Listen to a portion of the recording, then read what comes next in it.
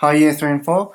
I just thought I'd make a quick video at the start of today's lesson, just to outline some of the little bits and pieces that you'll find in the maths slides. So I've had a few questions over the last few days, and I just thought I'd clear it all up in one big video. There's a couple of things that people are doing which I thought maybe we'd just talk about. Right, so the first thing that I want to say is as you click through your lesson, after the majority of the questions, there will be an answer slide.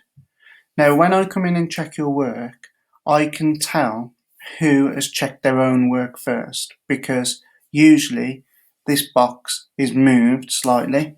It might go a little bit that way, might go a little bit that way, and if it's moved slightly, it usually means someone's checked their work.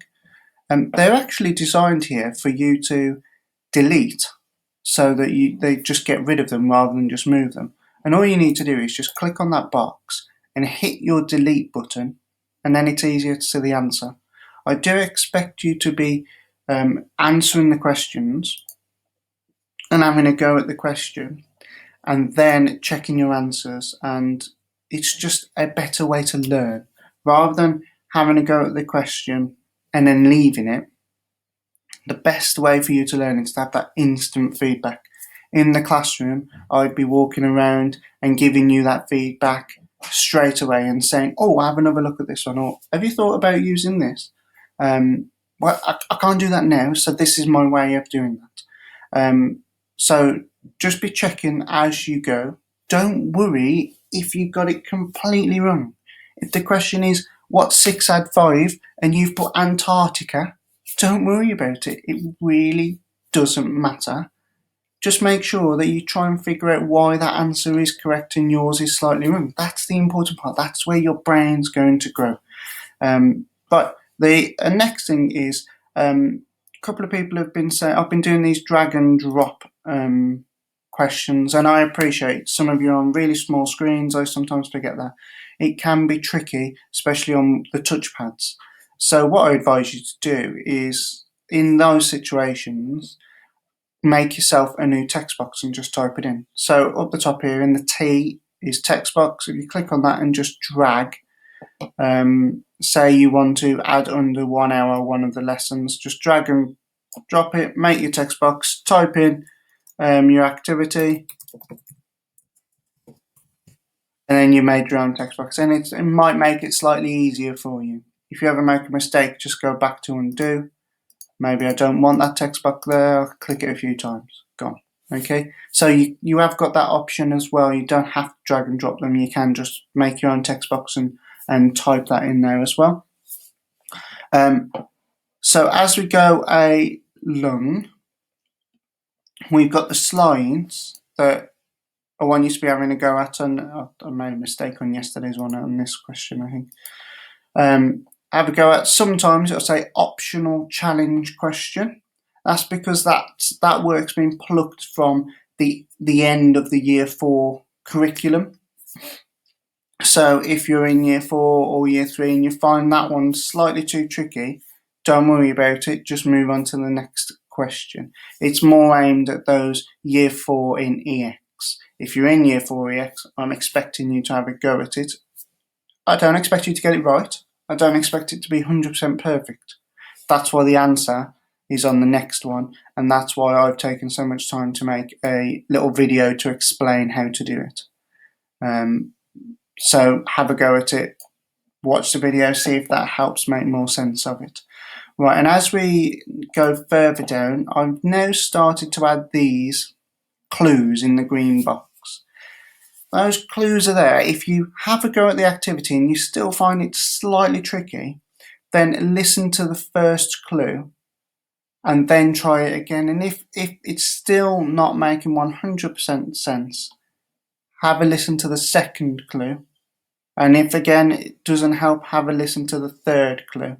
Those clues are there just to give you some top tips on how to answer the questions. So use them. They're not on all of them because these already take 3 to 3.5 hours to make.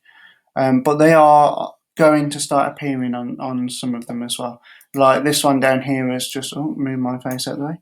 There's just got the one clue there for you to listen to. Because if then that clue doesn't help you and you still really have no idea, you can go and watch my video, which will explain how to answer it as well. After that, we then get the practice round, which you get some worksheets to have a go at and answer. Now, this is changing slightly too. Not for every lesson, but for some of the lessons, there will be a 1 chili activity, and there'll be a 2 chili activity as well.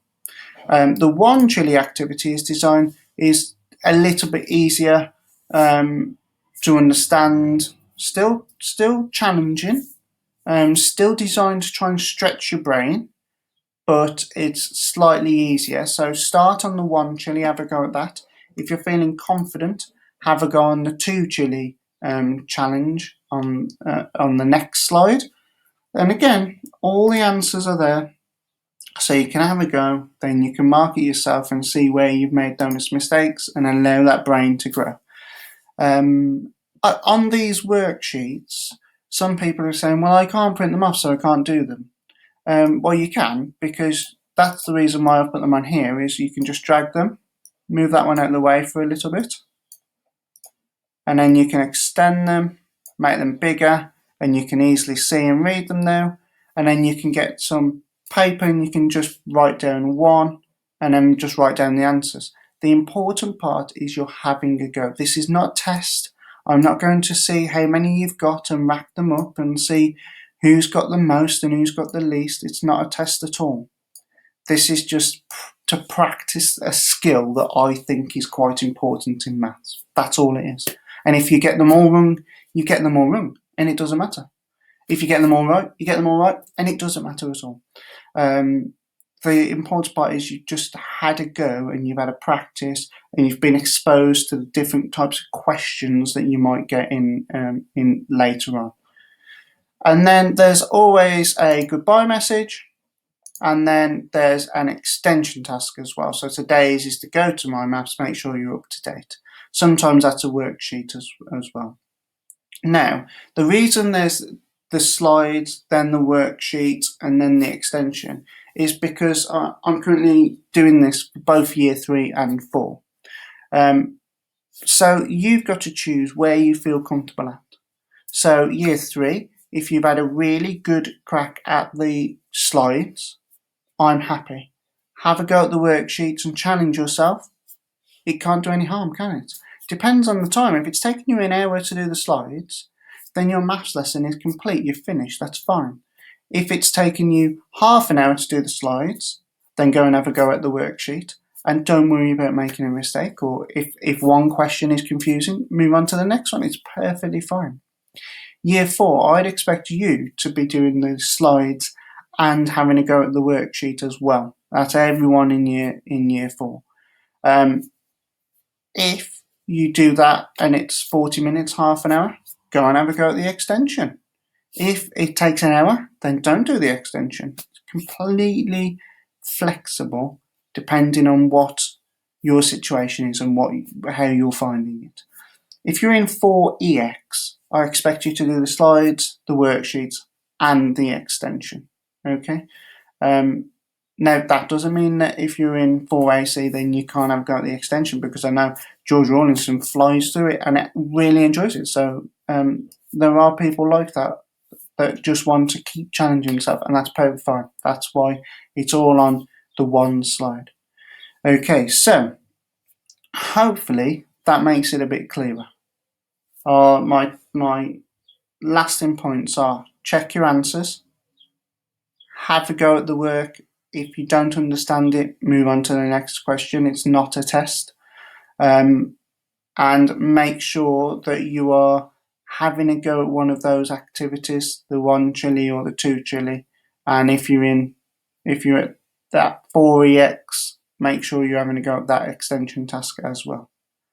But keep communicating, okay? Keep letting us know. Ping us those little messages. This didn't work for me, Miss Harrison. I'm finding this tough, or I'm finding that tough, or I'm not finding enough time to get onto here, Or I know Philippa yesterday sent a message about the touchpad being tricky to drag and drop. So that's why I mentioned the text box. You're not the only one, Philippa. There's quite a few finding that tricky. But I only knew about it through your messages. So carry on letting us know what's working and what's not working. Enjoy maths today.